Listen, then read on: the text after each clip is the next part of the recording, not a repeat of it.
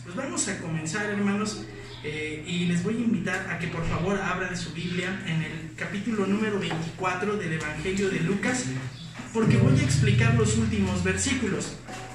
Voy a explicar los versículos que van del 44 al 53. Lucas capítulo 24, versículos 44 al 53. Cuando lo tengan, por favor, les pido que se pongan sobre sus pies para poder leer la palabra de Dios. Lucas capítulo 24, versículos del 44 al 53.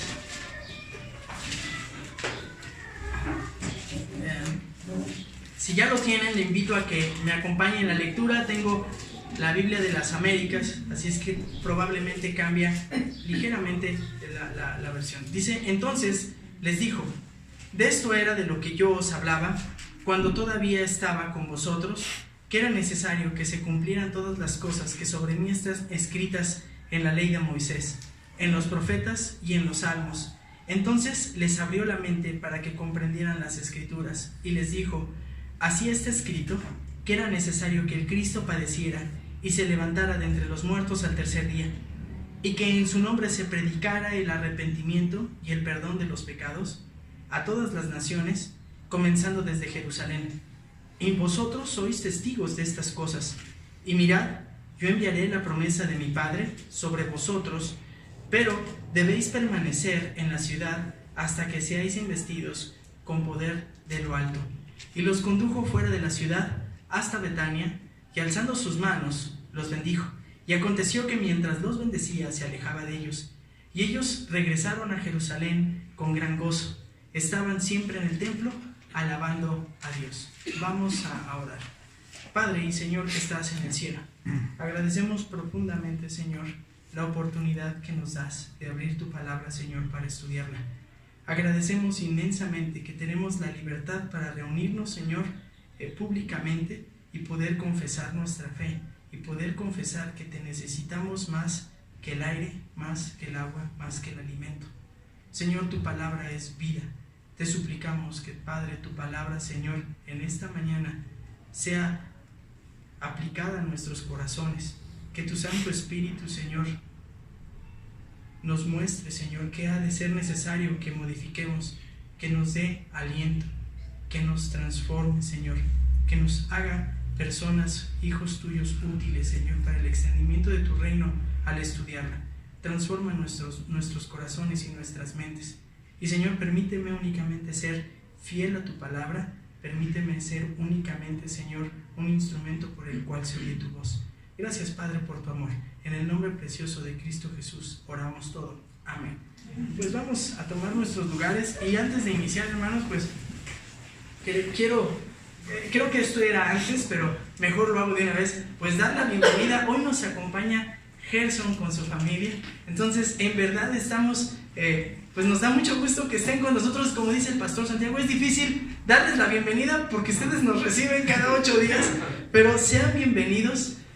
Algo que me gusta decir es: la persona más importante entre nosotros es Dios, pero después son nuestros invitados. Y Gerson, en verdad agradecemos a Dios por tu vida, por la vida de tu esposa, por la vida de tu hija. En verdad nos agrada que estén con nosotros. Dios les bendiga inmensamente por cómo sirven al Señor prestando las instalaciones. Sean bienvenidos y espero que se sientan a gusto entre nosotros. Todos los demás pues somos de casa. Nos acompaña hoy Marta. Ya tiene rato que no estabas con nosotros. He estado orando por ustedes, Marta. Sé que están lejos no porque quieran, y entonces pues me da gusto ver a ti y ver a tus pequeñitos también con nosotros el día de hoy. Qué bueno que vinieron, ¿no? Porque yo llevo la fecha del día del niño y seguramente no van a faltar, te van a traer. Entonces pues qué gusto que estés con nosotros. Pues bueno, vamos a comenzar la exposición del texto. Hermanos, escuchaba el sermón de hace 8 días con respecto a pues el mensaje de la redención de la humanidad. Tenía que llegar ¿a dónde, hermanos?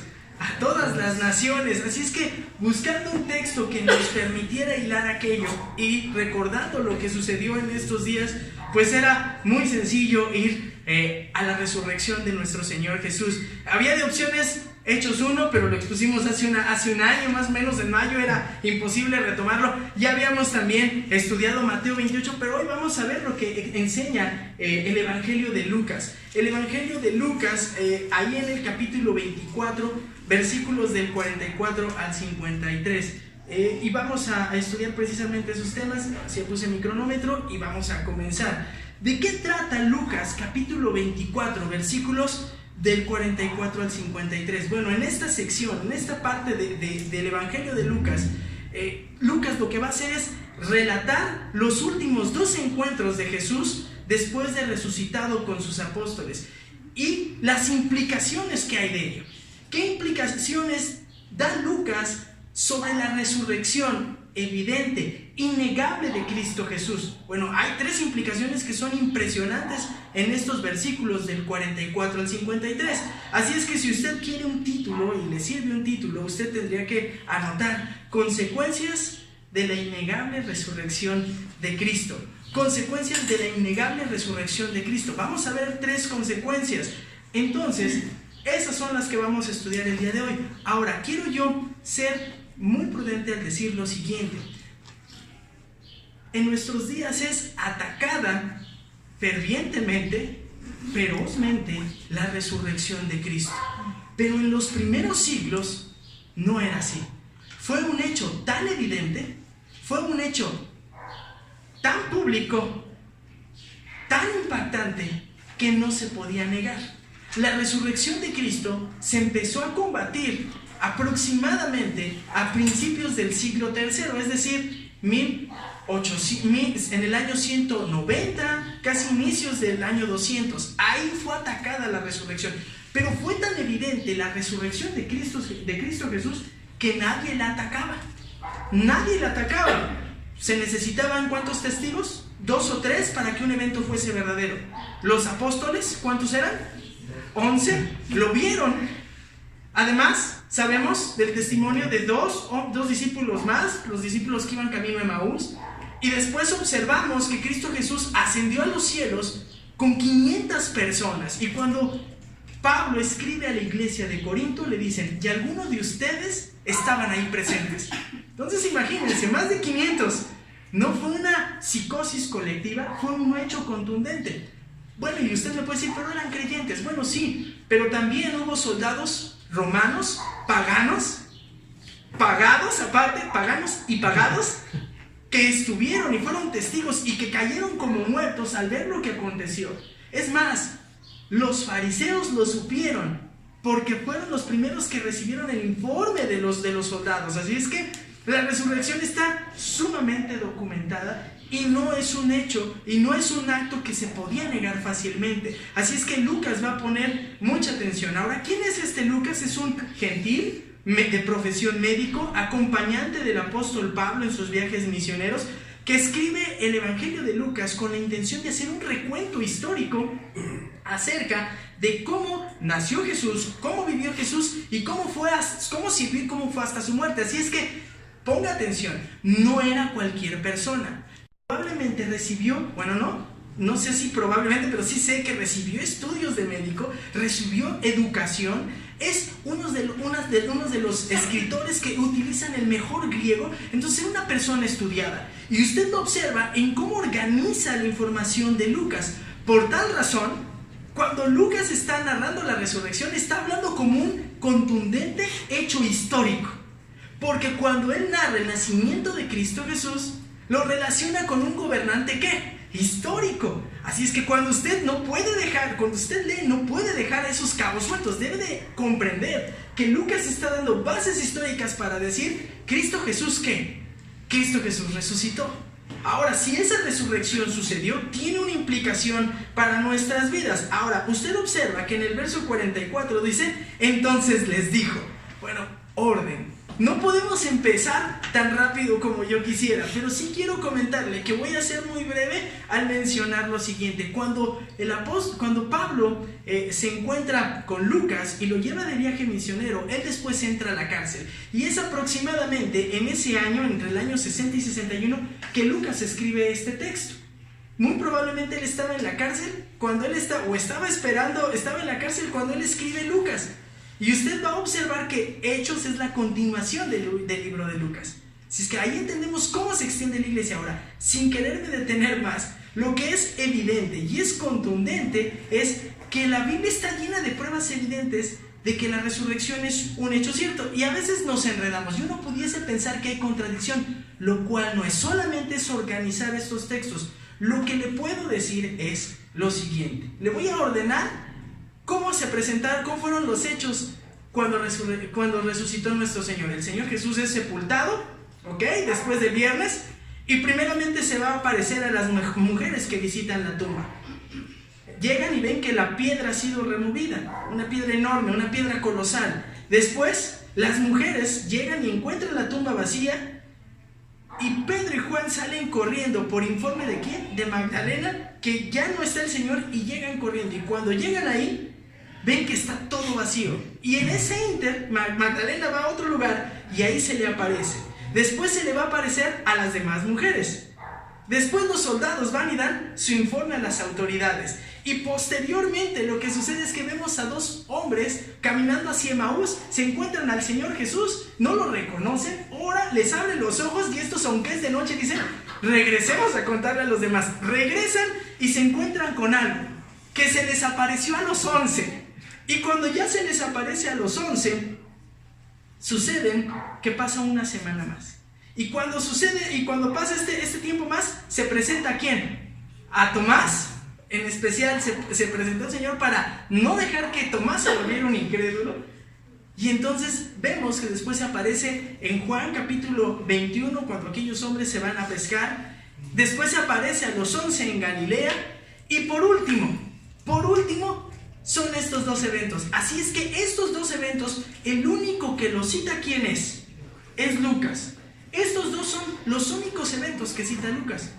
Es la aparición a los discípulos cuando están nuevamente en Jerusalén, a unos cuantos días del día de Pentecostés, a unos cuantos días de que el Señor Jesús ascienda en el día del Pentecostés. Ok, entonces ahí sucede. Ahora quiero que usted observe lo siguiente. Dice: entonces les dijo: de esto era de lo que yo os hablaba cuando estaba con vosotros, que era necesario que se cumplieran todas las cosas que sobre mí están escritas en la ley de Moisés, en los profetas y en los salmos. Y yo le dije: hay consecuencias innegables de la resurrección de Cristo. Y la primera es que en Cristo hay certidumbre.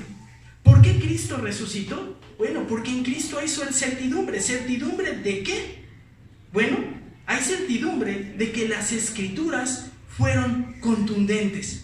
¿Y por qué lo mencionamos? Bueno, dice: entonces les dijo, de esto era de lo que yo os hablaba. El Señor Jesús constantemente, desde que estaba en su ministerio público, le había informado a sus discípulos que le era necesario. Todos pensaban, o el judío común pensaban que era necesario que el Mesías apareciera con el objetivo de establecer su reino, ¿qué? Político, su reino militar, y que se quitaran de encima la presión que tenían del imperio romano. Querían, de cierta manera o en cierto grado, independencia. Están siendo un estado independiente, y Jesús viene con una tónica totalmente distinta. Les va a informar y les va a decir que no viene interesado por ello. Él lo que viene a establecer primeramente es un reino espiritual, y para ello es necesario que se cumplan las profecías donde se anunciaba que el Cristo tenía que morir. Isaías capítulo 53, Daniel capítulo 9, del capítulo 9 al capítulo 13. Y muy curiosamente, Cristo constante y abundantemente les informa: es necesario que yo parta hacia Jerusalén, que el Hijo del Hombre sea entregado en manos de sus enemigos, que esos enemigos lo maltraten, que esos enemigos lo lleven a la muerte, que suba a la cruz y que resucite al tercer día. Entonces es importante recordar que Jesús constantemente les había mencionado esto. Incluso en alguna ocasión el Señor Jesús le dice a sus discípulos: es necesario que el Hijo del Hombre vaya a Jerusalén y muera. ¿Y qué reacción hay de Pedro? No vayas. Y el Señor, sabiendo cuál es su misión, inmediatamente ve que Pedro está siendo utilizado por el enemigo, y le dice: apártate de mí. ¿Qué? No, hermanos, si alguien nos dijera eso, el Señor uno se sentiría muy mal. Pero es que era una realidad. Ellos no entendían en su totalidad y en su cabalidad esto. Ahora, no estoy inventando. Quiero que me acompañe, por ejemplo, a Lucas capítulo 9. Lucas capítulo 9, rápidamente, nada más para hacer una mención, que no piense que estoy hablando al aire. El capítulo 9 del Evangelio de Lucas es importante porque hay dos menciones. Observe lo que dice el verso número 22, diciendo: es necesario que el Hijo del Hombre padezca mucho y sea rechazado por los ancianos, los principales sacerdotes, los escribas, y sea muerto y resucite, ¿qué? Al tercer día. Pero ahora acompáñenme adelantito al versículo 44 y versículo 45. Dejad que estas palabras os penetren los oídos, porque el Hijo del Hombre va a ser entregado en manos de los hombres.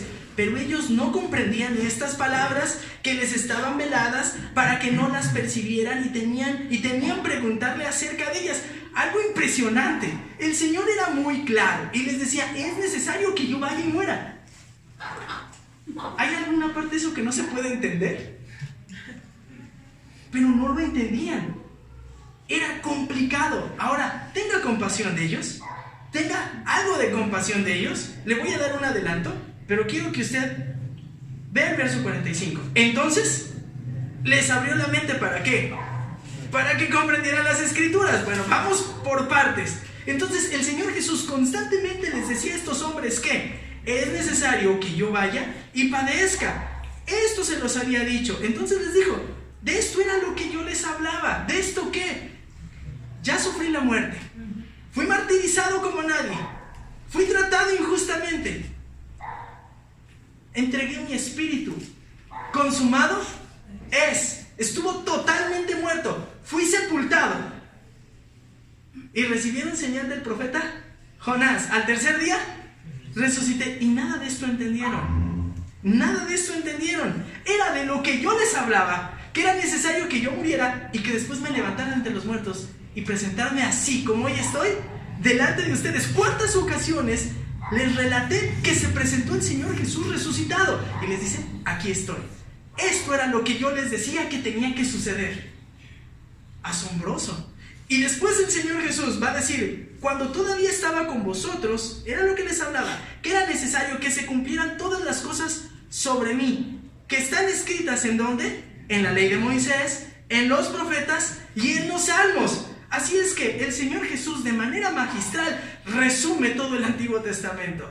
Todo lo que se anuncia en el Antiguo Testamento, las tres grandes secciones. La ley, ¿cuál es la ley? El Pentateuco. ¿Cuál es el Pentateuco? Génesis, Éxodo, Levítico, Número, Deuteronomios. Los libros escritos por el gran profeta libertador, ¿quién? Moisés. La ley, Moisés. Todo lo que de mí está escrito, ¿en dónde? En los profetas. Y en los profetas están incluidos, es una definición distinta, pero libros incluso históricos. Los profetas preexílicos, llaman ellos, los postexílicos. Así es que todos los libros históricos antes de los profetas, y los profetas como tales, mayores y menores, y que se dieron después de regresar de la deportación a Babilonia, lo comprende esta palabra. Los profetas, todo lo que está de mí escrito en la ley, en los profetas y en los salmos. Pero en los salmos ellos agrupaban también todos los libros que son poéticos. ¿Cuáles son los libros poéticos? Job, Salmos, Proverbios, Eclesiastés, Cantares. Dice Jesús: toda la Escritura habla de esto, que el Cristo, que el Hijo de Dios, era necesario que fuese entregado, que muriera, que resucitara y que ascendiera. ¡Ah, hermanos! Esto empieza a tener sabor. Ahora, yo quiero que usted hermano, pues yo desafortunadamente a veces lo veo ya como un problema. Yo me emociono fácilmente, yo soy muy emotivo y me tengo que aguantar. Pero es que es emocionante, hermanos, porque usted ve la historia de la redención escrita por Dios, día a día, vigilada por el Señor paso a paso. ¿Quiere ver el primer paso? En la ley, escrita en la ley. Bueno, pues muy fácil, vaya a Génesis capítulo 3, versículo 15. Nada más le voy a dar algunos ejemplos de cómo está escrita el anuncio de que el Cristo era necesario que se presentara, padeciese, muriera y resucitara. Y pondré enemistad entre ti y la mujer, entre tu simiente y la simiente suya. Esta te herirá la cabeza y tú le herirás el calcañar. ¿Qué le está diciendo a Eva? De ti va a salir un descendiente que va a destruir a la serpiente antigua llamada Satanás. La vas a destruir, pero ella va a herir a tu descendencia. ¿A qué herida se refiere? Hermanos, hoy usted tiene que sentirse en verdad agradecido con Dios. Usted hoy entiende todo el texto bíblico. Lo único que tiene que hacer es pedir a Dios iluminación y regresar y voltear y observar que eso se cumplió perfectamente. ¿En quién? En Cristo Jesús. ¿De esto también se anunciaba la muerte de Cristo? Sí, en la ley, sí. Ustedes revisaron un texto hace 8 días. ¿Qué texto fue? Génesis, ¿qué? ¿Capítulo qué? 12. ¿La promesa de quién? De Dios a Abraham, el pacto abrámico. ¿Y qué le dice? En ti serán benditas, ¿quiénes? ¿Y a qué se anunciaba? Que un descendiente de Abraham iba a ser de bendición. ¿A quién? A todas las naciones. ¿De quién está hablando? De Isaac. No. De Jacob. No. De David. De Judá. No. De Cristo. Ahora, le estoy dando solamente 2 textos, unos cuantos textos, pero quiero que usted me acompañe. Números capítulo 21, versículo 8. Vamos a solamente revisar algunos cuantos textos. Números capítulo 21, versículo 8. Y alguien más que me ayude, por favor, buscando Juan 3:14. Números capítulo 21, versículo 8. Y Jehová dijo a Moisés: haz una serpiente ardiente y ponle sobre una asta, y cualquiera que fuera mordido y mirare a ella, ¿qué? Vivirá. Ahora déjeme ir a Juan capítulo 3, versículo 14. ¿Quién lo tiene? ¿No lo buscaron? Bien, ya les gané, hermanos, esgrima, ¿no? Juan capítulo 3, versículos 14. Y como Moisés levantó la serpiente en el desierto, así es necesario que el Hijo del Hombre sea levantado. La Biblia está llena no solamente de anuncios directos, sino de tipos que anunciaban que Cristo tenía que morir. Y le estoy dando solamente 3. Tengo más. Daniel capítulo 18, versículo 15 al 19. Comparado con Juan capítulo 5, 46, y le podría dar muchas citas. Lo que le quiero decir es que la Biblia está llena en el Pentateuco de anuncios que Cristo tenía que venir ¿a qué? A morir, resucitar y ascender por usted y por mí. Ahora eso es, ¿quién es? El Pentateuco. ¿Quién? La ley de Moisés, pero dice también Lucas capítulo 24, versículo 44, todo lo que sobre mí están escritas ¿en dónde? En los profetas. Vaya conmigo a Isaías capítulo 7, versículo 14, por favor. Isaías capítulo 7, versículo 14. Déjeme darle una leída a ese versículo. Escogí solamente algunos de todos los que tengo. 7:14 dice: por tanto, el Señor mismo os dará señal. He aquí la Virgen concebirá y dará a luz un hijo, el cual llamará su nombre Emmanuel, ¿no? Y luego vea Isaías capítulo 9, versículo 6. 9:6. Porque un niño nos es nacido, un hijo nos es dado, y el principado sobre su hombro, y se llamará su nombre admirable, consejero, Dios fuerte, Padre eterno, príncipe de paz. Y vemos otro pasaje. Y usted tal vez aquí pudiese irse. Si me dice profetas, bueno, no están los libros históricos, ¿cómo no? Si usted va a Jueces capítulo 13, cuando se presenta el ángel de Jehová, ¿con quién? Con los padres de Sansón, con Manuel, le quieren ofrecer al ángel de Jehová un sacrificio y le dicen: ¿por qué me quieres dar un sacrificio? ¿Por qué me preguntas mi nombre? Si mi nombre es admirable. ¡Oh, hermanos! Jueces capítulo 13, para que lo busquen en su casa. Se da cuenta, singular, muchos textos que hablan de la venida de ¿quién? De Cristo. Se cumplieron las escrituras. Ahora quiero que observe uno más. Quiero que por favor me vaya. ¿Ya dijimos quién es? Híjole, hermano. No, vamos a Zacarías capítulo 9, versículo 9, porque son textos que son impresionantes. Zacarías capítulo 9. Si usted tiene duda dónde está Zacarías, hermano, pues está hasta el final, ¿no? Es el penúltimo. Zacarías del Antiguo Testamento. Zacarías capítulo 9:9. Alégrate mucha hija de Sión, da voces de júbilo, hija de Jerusalén. He aquí tu rey vendrá a ti, justo y salvador, humilde, cabalgando sobre un asno, sobre un pollino, hijo de asna. ¿Quién cumplió eso? Cristo. ¿Más claro? Ahora le voy a dar una profecía que ahorita no la vamos a poder leer porque es larga. Pero usted lee Daniel capítulo 9 al 13, incluso se menciona la fecha exacta de la crucifixión de Cristo. 420 años después de que se da por Ciro el edicto de que se reedifique la ciudad. Y aquí Zacarías lo junta a usted y dice, viene montado en un burrito. ¿Le parece más claro? Los profetas. Y después dice los salmos. Quiero que me acompañen, por favor. Salmos, capítulo 2, versículo 7. Salmos, capítulo 2, versículo 7.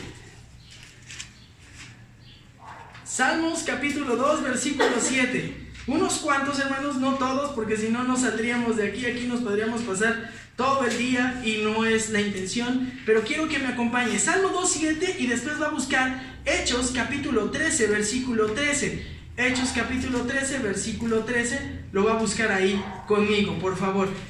Ya lo tenemos, dice Hechos 2:7, yo publicaré el decreto, Jehová me ha dicho, mi hijo eres tú, yo te he engendrado hoy. Y observe cómo lo cita, Hechos capítulo 13, versículo 13. ¿Sí? Habiendo zarpado, 13:33, la cual Dios ha cumplido a los hijos de ellos, a nosotros resucitando a Jesús, como está escrito también en el Salmo 2, mi hijo eres tú, yo te he engendrado hoy. Y bueno, así pudiésemos ir por todos los textos del Antiguo Testamento mencionando lo siguiente, mencionando que hay una certeza, que en Cristo hay certidumbre por la contundencia de las Escrituras. Cristo tenía que morir, Cristo tenía que resucitar y Cristo era necesario que se ascendiera y que se presentara con sus apóstoles, que diera evidencia, porque todas las Escrituras se debían cumplir. Y aquí viene ahora, ¿eso qué tiene que ver con nosotros? Pues eso debe de dar esperanza, hermanos. Debe de dar esperanza, porque Dios fue tan cuidadoso para tejer la salvación del hombre que la fue anunciando. La fue anunciando y se ha encargado de cumplir correctamente con todo. Déjeme decirle lo siguiente. Por cada ocasión que se anuncia la primera venida de Cristo, ¿usted sabe cuántas veces se anuncia la segunda venida de Cristo? ¿Sabe cuántas? 2 más. Si con Cristo todas, la primera ocasión se cumplieron literal, las otras se tienen que cumplir ¿cómo? Literales, al pie de la letra. Si Dios es fiel para preservar que su palabra se cumpla, nosotros podemos tener esa plena certidumbre. Y eso aplíquelo ahora a su vida. Dios ha dicho que le va a salvar, no va a dejar caer su palabra. Su alma está en un lugar seguro. Pero hay otras aplicaciones de esta enseñanza. Dios ha anunciado que usted puede vivir en tranquilidad y en confianza, que Él tiene cuidado de sus necesidades, tiene cuidado de su persona, tiene cuidado de su crecimiento. ¿Qué cree que va a hacer el Señor? Lo va a hacer. No va a dejar de cumplir ni una sola tilde de su palabra. Dios ha prometido y usted tiene la certidumbre en Cristo Jesús. Él ha cumplido todo y además en Cristo hay certidumbre, porque aparte existe la contundencia de su sacrificio. No fue cualquier cosa. Observe lo que dice el verso 44 al final, en los profetas, y en los Salmos 45. Entonces les abrió la mente para que comprendieran las Escrituras y les dijo: está escrito que era necesario que el Cristo padeciera, se levantara de entre los muertos. ¿A cuándo? Al tercer día. Hay contundencia. Tenemos en Cristo certidumbre. ¿Por qué? Contundencia de su sacrificio. Dios fue totalmente agradado cuando Él subió a la cruz, derramó su sangre y pagó por sus pecados. Dios le consideró como pecador por amor a usted. Ahora, aquí hay una parte interesante. Usted le puede intentar hablar de la Biblia a muchas personas. Puede agarrar y se la puede recitar. Puede usted hablar fuerte, puede hablar bajito, puede utilizar un tono de voz distinto, puede buscar formas de hacer agradable, que la gente entienda que en Cristo Jesús hay perdón de pecados. Le puede decir de múltiples formas que Cristo era necesario que padeciera por ella. ¿Y sabe qué? No va a suceder nada si primeramente Dios no abre el entendimiento de esa persona. ¿Se da cuenta? Ellos conocían las Escrituras, hermanos, ¿sí o no? ¿Conocían a la ley? Claro. ¿Conocían los profetas? Claro, ¿conocían los salmos? Sí, habían tenido al mejor maestro con ellos. ¿Y habían entendido el mensaje de que iba a ir a morir por ellos? No. ¿Hasta cuándo? 45. Es la clave. Entonces, les abrió la mente para que comprendieran las Escrituras. Cuando usted, hermano, es absurdo muchas veces oír que la gente le pide milagro a Dios. Cuando usted se sienta todos los días en su oficina, en su casa, debajo de un árbol o en su carro, antes de salir, y se pone a leer una porción de la Escritura, la lee y comprende lo que el texto está diciendo, ahí hay una obra divina. Es Dios iluminando su mente, quitando el velo que hay en sus ojos para que usted pueda apreciar la grandeza de quién es Dios, de quién es Cristo, de quién es el Espíritu Santo, para que Dios le quite el velo de los ojos y le permita comprender que es necesario corregir en su vida, porque toda palabra es inspirada por Dios. ¿Y útil para qué? ¿Para enseñar? ¿Para redarguir? ¿Para instruir? Para corregir. Eso es el milagro. Así es que usted ve una obra totalmente divina, hermanos. Aquí está todo. Dios dando vida a su Hijo, el Hijo dando vida en sí mismo, el Espíritu Santo levantando al Hijo, lo presenta como resucitado, y aquí vemos al Hijo iluminando las mentes de los apóstoles para que comprendan cómo en Él convergían todos los anuncios del Antiguo Testamento y decir: Cristo, Jesús es el Cristo, que había de morir, que había de resucitar y que ha de ascender para concluir con la obra redentora a favor de tu alma y de la mía.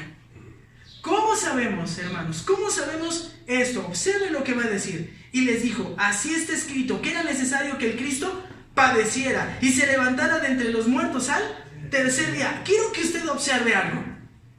Los versículos finales nos hablan ¿de qué? De la ascensión. Nos hablan de la ascensión. No se pregunta una cosa. Yo soy muy preguntón, pero podría meditar. ¿Por qué fueron testigos de la ascensión? ¿Y por qué no fueron testigos visuales de cómo se levantó de entre los muertos? Lo vieron ya resucitado. Porque Dios no lo permitió. ¿Cómo sucedió? ¿Quién sabe? Nadie lo vio. ¿Cómo fue que se levantó? ¿Cómo fue que se quitó las vendas? ¿Quién sabe? Pero lo que sabemos es una cosa: que si Él ascendió físicamente, ¿resucitó qué? Físicamente. Y como Él es el primogénito de los muertos, si Él resucitó, usted va a resucitar. Y eso habla de que Dios canceló toda deuda de pecado que había sobre su vida. Eso es impresionante y nadie lo entendía, nadie lo asimilaba, hasta que Dios mismo quitó la venda de los ojos y les dijo: así está escrito. Nuevamente, otra vez, así está escrito, que era necesario que el Cristo padeciera y se levantara de entre los muertos al tercer día. Y después va a mencionar que en su nombre, ¿qué? Que en su nombre se predicara el arrepentimiento y el perdón de los pecados a todas las naciones, comenzando desde Jerusalén, y vosotros sois testigos de estas cosas. Ahora quiero que observe lo siguiente. Ya dijimos que hay consecuencias innegables de la resurrección de Cristo, y la primera es que hay certidumbre. La segunda es que hay cancelación de los pecados. Quiero que observe lo que dice el versículo número 47 y 48. Y en su nombre se predicará el arrepentimiento para el perdón de pecados a todas las naciones, comenzando ¿desde dónde? Desde Jerusalén. Primero, hermanos, quiero que observe que Lucas magistralmente ingresa dos cosas importantes: el arrepentimiento para el perdón ¿de qué? De pecados. Los dos temas que fueron centrales en la predicación del tiempo bíblico. De hecho, usted va a observar, le invito a que apelo a su conocimiento bíblico. La continuación de Lucas es Hechos. Prácticamente la ascensión de Lucas que vemos 24 y la ascensión que vemos en Hechos 1 es la misma. Pero ¿cuál es el evento siguiente? En Hechos capítulo 2, el Pentecostés. Y en cuanto reciben el Espíritu Santo, ¿qué sucede con estos hombres? ¿Qué sucede con Pedro? Se inaugura ¿cómo?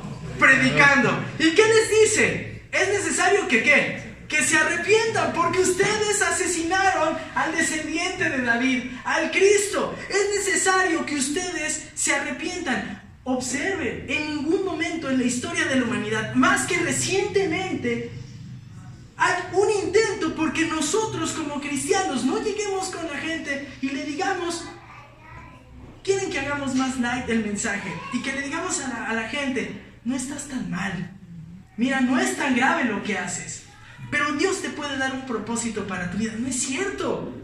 Toda la historia del cristianismo ha sido muy clara. ¿De qué me sirve tener gente en un lugar? ¿De qué nos sirve si esa gente está engañada y va a una eternidad separada? La Biblia siempre explica lo mismo. Es necesario confrontar a la gente con su pecado y decirle amorosamente, es necesario que dejes de actuar bajo las obras de la carne. Y si usted no las tiene claras, puede ir a Gálatas capítulo 5 y puede ir a Romanos capítulo 3 y decirle, porque manifiestas son las obras ¿de qué? De la carne. Y nadie que las practique puede llegar a la presencia de Dios. Observe, es delicado en aquel día que sea el juicio. El Señor Jesús le dirá a aquellos, no les va a decir a todos, sí, vénganse, pues todos son mis hijos. Habrá gente que le diga al Señor, Señor, pues si en tu nombre predicamos, en tu nombre hicimos milagros, en tu nombre echamos fuera demonios. ¿Y qué les va a decir el Señor? Apartaos de mí, malditos, hacedores de maldad. Es necesario confrontar a la gente de manera amorosa con su pecado y decirle, tú no puedes pensar que vas al cielo sin antes arrepentirte. Es necesario que confieses tu pecado.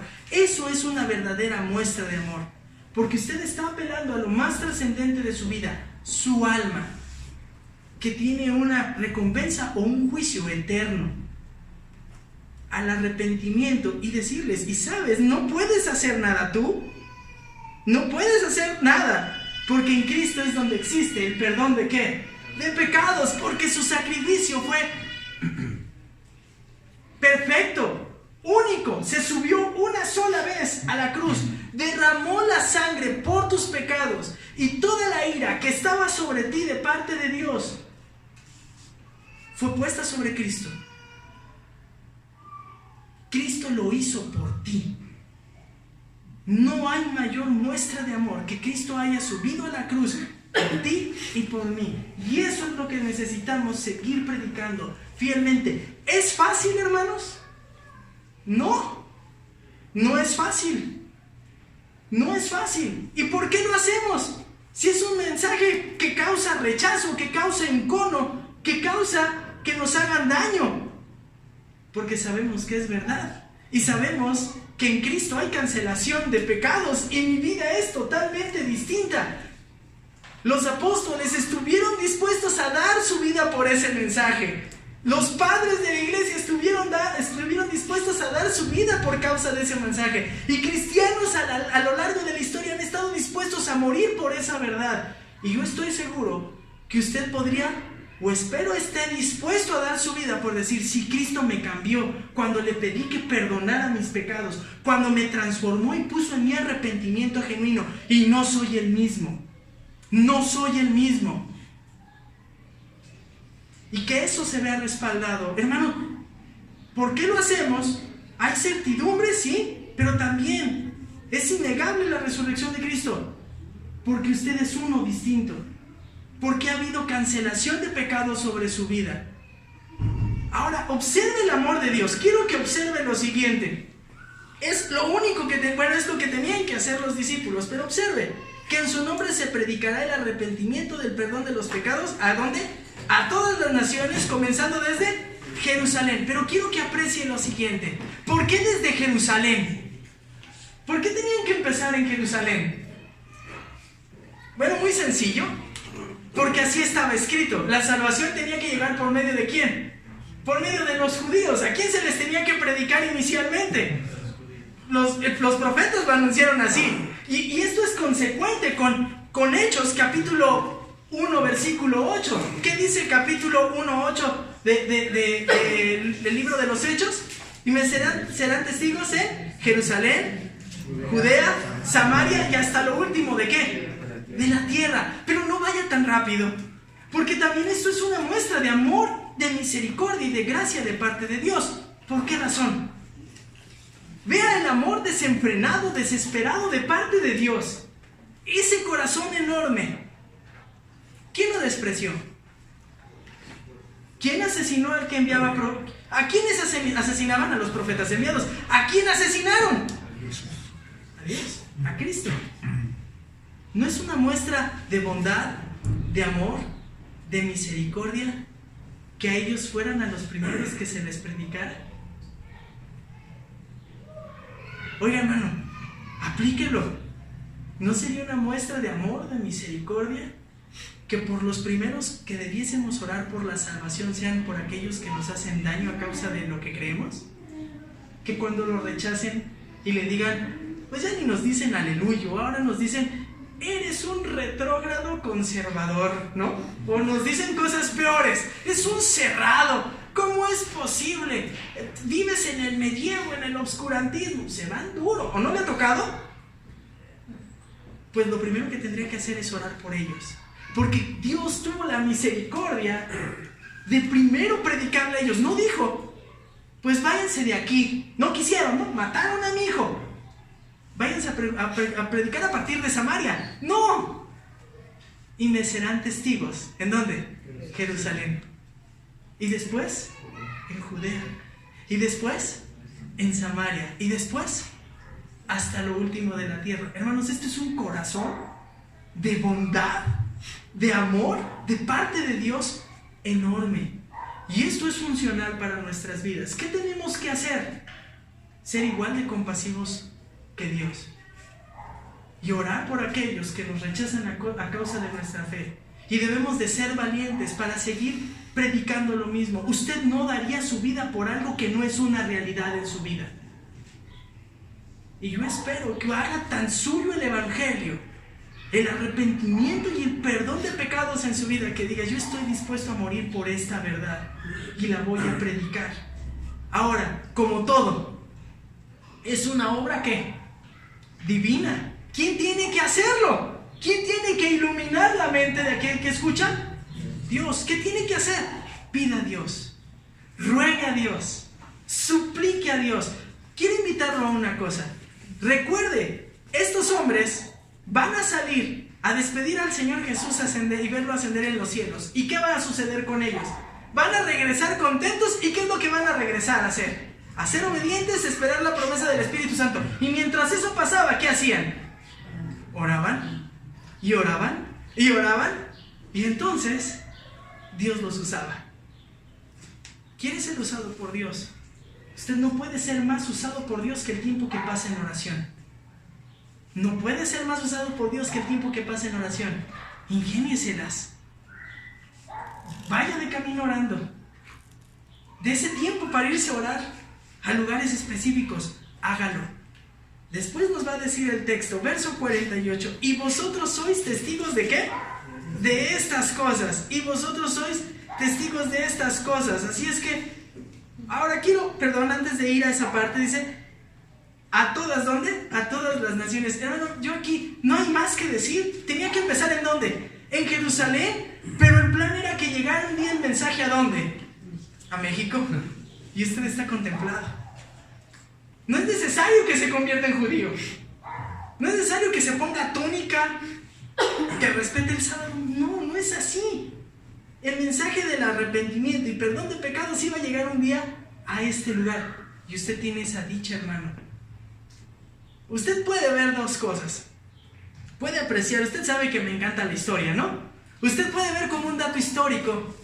1492 llegó Colón a América. 1519 la conquista de México Tenochtitlan. Y después puede seguir avanzando. Pues 1815 los primeros misioneros aquí en México de parte de los americanos. O puede ver cómo Dios estaba acercando y haciendo todo para que un día usted pudiese llegar a conocer del Evangelio.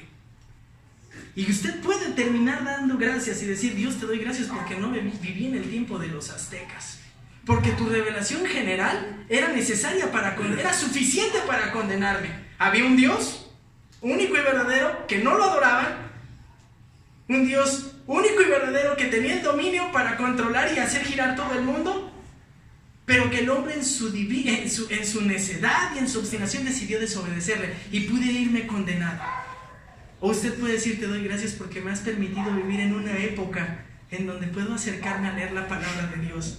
Y si te pido, tú me iluminas para entender el mensaje. Y te doy gracias porque has puesto hermanos que son fieles en la fe, que me animan a seguir adelante. Y te puedo dar gracias porque hay pastores que son fieles, que me enseñan la palabra. Te doy gracias porque hay recursos suficientes, no solamente para creer, sino para madurar en la fe. El mensaje del Evangelio estaba dirigido para que un día llegara a todas las naciones. ¿Y qué cree? Un día se va a cumplir. Si Dios cumplió todo lo demás, va a cumplir esta parte. Le voy a recordar algo. Usted y yo no vamos a acabar esa obra. Será acabada por mensajeros especiales. Pero usted puede dar las gracias porque hoy tiene el Evangelio al alcance de la mano. Ahora quiero que llegue a la siguiente parte. Y vosotros sois testigos de estas cosas. Pues como no, hermanos, lo vieron servir, morir, resucitar. Y estaban a punto de verlo ascender. ¿Entiende por qué cuando a Pedro le dijeron en la segunda ocasión que lo atrapan, niega a Cristo? Y le dicen: no, ya no lo voy a negar, te vas a morir crucificado. Pues por favor de cabeza, porque no soy digno de morir como mi Señor.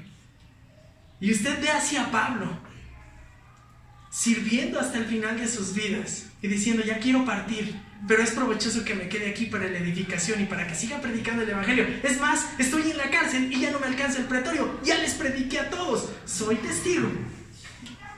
Hermanos, nos toca a nosotros ser testigos, porque el mensaje de Dios es salvar a todas las naciones.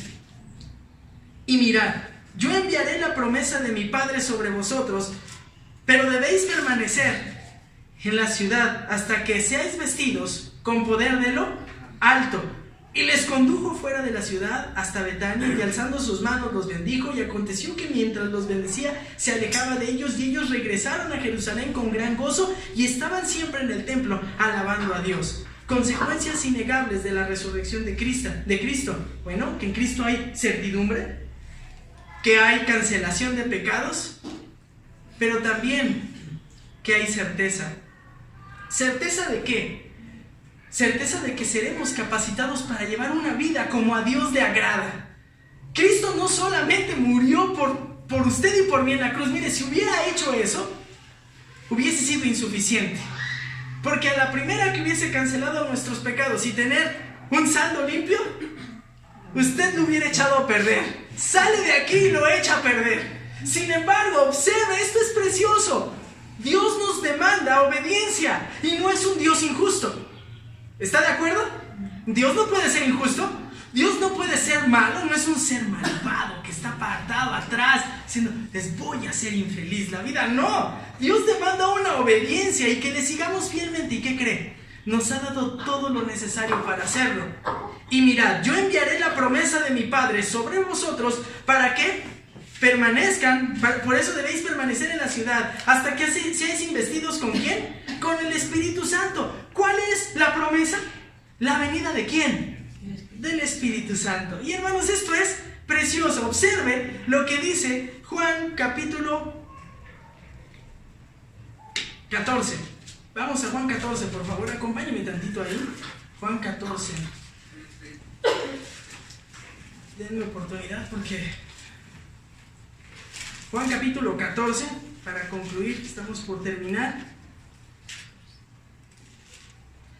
Juan 14, versículos del 15 al 16. Si me amáis, guardaréis mis mandamientos, y yo rogaré al Padre, y Él os dará otro Consolador, para que esté con vosotros para siempre. Es decir, el Espíritu de verdad, a quien el mundo no puede recibir porque ni le ve ni le conoce, pero vosotros sí le conocéis porque vive con vosotros y estará con vosotros. Y déjeme explicarle por qué le digo que Dios nos da certeza de que somos capacitados. Observe, les dice, y yo regalé al Padre que les envíe ¿qué? Otro, porque dice otro consolador. Bueno, es muy importante la palabra consolador. La palabra griega de la cual se deriva es un otro parakletos. Es otro igual que yo, con las mismas características, que tiene la misma capacidad para ayudarles. De hecho, el paracleto era aquel que se ponía a mi lado, al otro lado, y que me ayudaba a llevar la carga. Así es que cuando usted llega a los pies del Señor, se arrepiente, pide perdón de sus pecados, y Dios lo perdona, Dios le da ¿qué? El Espíritu de verdad, el Consolador, el Paracleto, que ahora le ayuda a llevar la vida cristiana en la dimensión que el Padre lo pide, lo requiere, y usted lo hace a gusto y lo puede hacer porque el Paracleto va al lado. Dios no nos ha exigido algo más de lo que estemos capacitados para hacer. Pero es que, pastor, no entiendes, a veces las pruebas son complicadas, sí, pero este Paracleto, este Espíritu Santo que vive y mora, es Dios morando en nuestras vidas, ha dado una nueva naturaleza. Y sabe, usted tiene la capacidad de llevar una vida espiritual en la dimensión que Dios espera de usted. ¿Quiere observar esto? Primera a los Corintios, capítulo 10, versículo 13. Porque si usted me dice, no, pues es que eso se oye bonito, pero es complicado. Primera a los Corintios, capítulo 10, versículo 13. Primera a los Corintios, capítulo 10, versículo 13. Hermanos,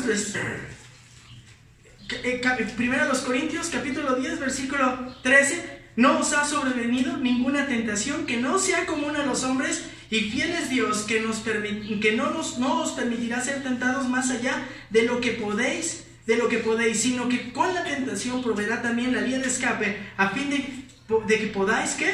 Resistirla. ¿Quién es el que opera este cambio? Es el Espíritu Santo. Hermano, ¿y usted debe de estar feliz?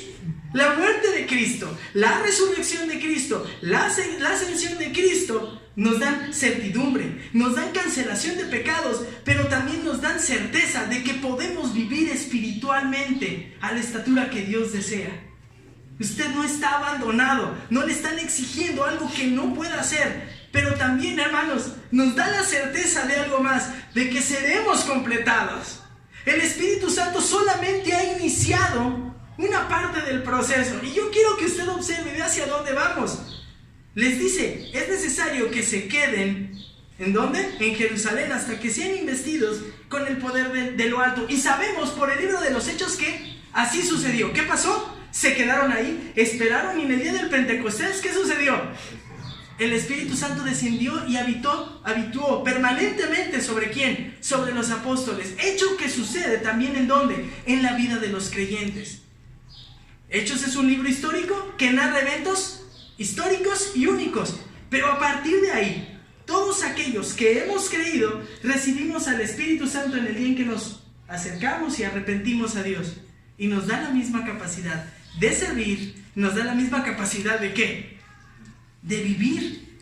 Pero no es solamente espera Dios eso de nosotros. Dios tiene algo más que hacer, porque Él es fiel para concluir la obra que ha iniciado en nosotros. Y los condujo fuera de la ciudad, hasta Betania, y alzando sus manos, ¿qué dijo? Los bendijo, y aconteció que mientras los bendecía, se alejaba de ellos. Y ellos regresaron a Jerusalén con gran gozo. Oiga, ¿qué debió ser? Que habla con ellos, que da tanta evidencia, y de repente le ven partir. Ahora, hermano, ponga atención. Los condujo fuera de la ciudad. Es decir, que Él iba con ellos. ¿Físicamente o espiritualmente? Físicamente. Dice, ¿hasta dónde? Hasta Betania. ¿Por qué Betania? ¿Por qué Betania? Como una aldea pequeñita, unos cuantos kilómetros del lado oriental del Monte de los Olivos. Ahí vivían sus amigos, y ahí fue un lugar especial. Y dice que llegando a Betania, ¿Betania es un lugar físico o espiritual? Físico. Y alzando las manos, ¿un acto qué? Físico. Los bendijo. Sabía que más que una despedida necesitaban una bendición. ¿Qué les dijo el Señor Jesús? ¿Qué les dijo? Bueno, sabemos por Lucas capítulo 1, por Hechos capítulo 1, que le preguntaron en ese inter: Señor, tenían una duda, ya habían sido abiertos de entendimiento, entendían las escrituras, pero ellos seguían teniendo una duda. ¿Qué duda tenían? ¿Vas a restaurar el reino de Israel? ¿Ya nos vas a hacer libres? Bueno, ya te vas, pero antes de que te vayas, ¿no nos sacudes a los romanos? ¿Y qué les dicen? No lo voy a hacer. No lo voy a hacer. No lo voy a hacer. Ustedes vayan y prediquen en Jerusalén, Judea, en Samaria, hasta el último de la tierra. Y entonces él empieza a ascender. Y cuando asciende, aquí Lucas nos dice: y ellos regresaron a Jerusalén. Sí, pero pausa. Sabemos por hechos que cuando ascendieron ellos se quedaron ahí maravillados. Y entonces se acercan dos varones con vestiduras blancas y les dicen: ¿qué están viendo? Este Jesús que se ha ido, así va a regresar. ¿Cómo se fue? ¿Físicamente? ¿Cómo va a regresar? ¿Y a dónde va a regresar? Al mismo lugar, al monte de los olivos. Y todo esto se tiene que cumplir a la perfección. Pero ¿sabe qué es lo majestuoso de esto? Aparte de esto, ya tener mucha majestad, que él va a regresar ya no en un burrico, vendrá en un caballo blanco, vendrá con sus huestes celestiales. ¿Y quiénes son las huestes celestiales? Nosotros. Antes de ello, nos habrá complementado. Hay la certeza de que así como Cristo, no fueron testigos de cómo se levantó, pero hubo la certeza y fueron testigos de cómo ascendió físicamente. Usted tiene la certeza de que así como Él ascendió va a regresar, pero también usted físicamente va a ser totalmente ¿qué? Completado. Y eso se le llama quitar el pecado de su vida por completo. Usted va a tener el cuerpo de Cristo, semejante a la gloria de Cristo, y lo mejor de ello es de que va a vencer por totalidad en ese momento al pecado. Hoy sigue habiendo un residuo de ese pecado en nuestras vidas y usted quiere obedecer y le cuesta. Sin embargo, siempre tiene la salida, y cuando cae es consecuencia de esa naturaleza. Dios nos ha dado certidumbre, ha dado la cancelación de pecados y nos ha dado la certeza de que venceremos totalmente al pecado. Dígame si este no es el mejor mensaje que puede ser llevado a la humanidad en nuestros días. Una humanidad que al pecado le llama enfermedad. Una sociedad que entre más hace caso, da gusto a sus ideas, a sus inclinaciones, más se va acabando y más se va hundiendo en el fango. Y le sucede el efecto de las arenas movedizas, porque entre más se quiere soltar, más se hunde.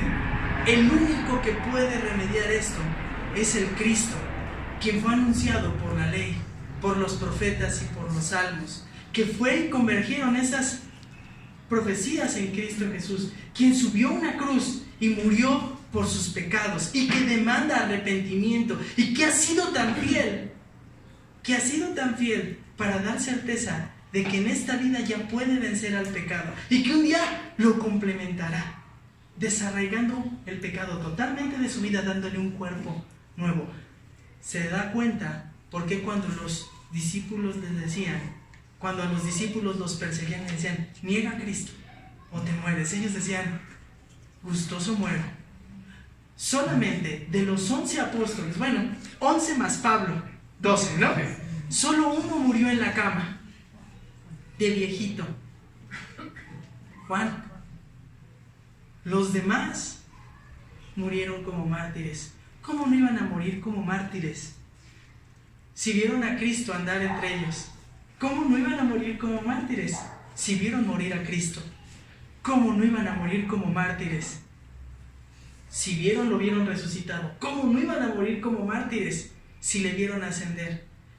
Pero ¿sabe sobre todo por qué estuvieron dispuestos a morir? Porque sus vidas fueron transformadas. Tal vez usted físicamente no le ha tocado ver, no le tocó ver andar a Cristo, no le tocó verle resucitado, no le tocó ver la ascensión, pero sí le ha tocado observar que Cristo ha perdonado sus pecados y le ha hecho totalmente distinto, y por eso puede ir y predicar el mensaje más importante al hombre: arrepiéntete, porque en Cristo Jesús hay perdón de pecados. Vamos a orar. Padre, te damos gracias por esta tarde. Señor, te damos infinitas gracias, porque cuando vemos tu palabra y estudiamos la vida de Abraham, estudiamos la vida de Noé y la vida de Adán, observamos que desde ahí tú tenías un celo profundo por rescatar al hombre de sus pecados. Y te damos gracias porque tu mensaje llegó a nuestros oídos y nuestras vidas hoy son distintas. Y te damos infinitas gracias porque nos has hecho distintos. Tenemos una naturaleza diferente, ya no esclavizados al pecado. Oh Padre, cuán asombroso es ver cómo detalladamente fuiste elaborando la historia de la humanidad para salvar a tus hijos, para salvarme a mí. Gracias, Padre. Permíteme, en respuesta, Señor, y permite a mis hermanos, aquellos que así te lo piden, ser un instrumento en tus manos, predicar tu mensaje a aquellos que tanto lo necesitan, verlos con amor y confrontarlos con su realidad. Permítenos, Señor, ser siervos fieles, predicando el mensaje del Evangelio, el mensaje del arrepentimiento y de la muerte en Cristo Jesús. Oramos y te agradecemos todo. Es en el nombre de tu Hijo que oramos. Amén.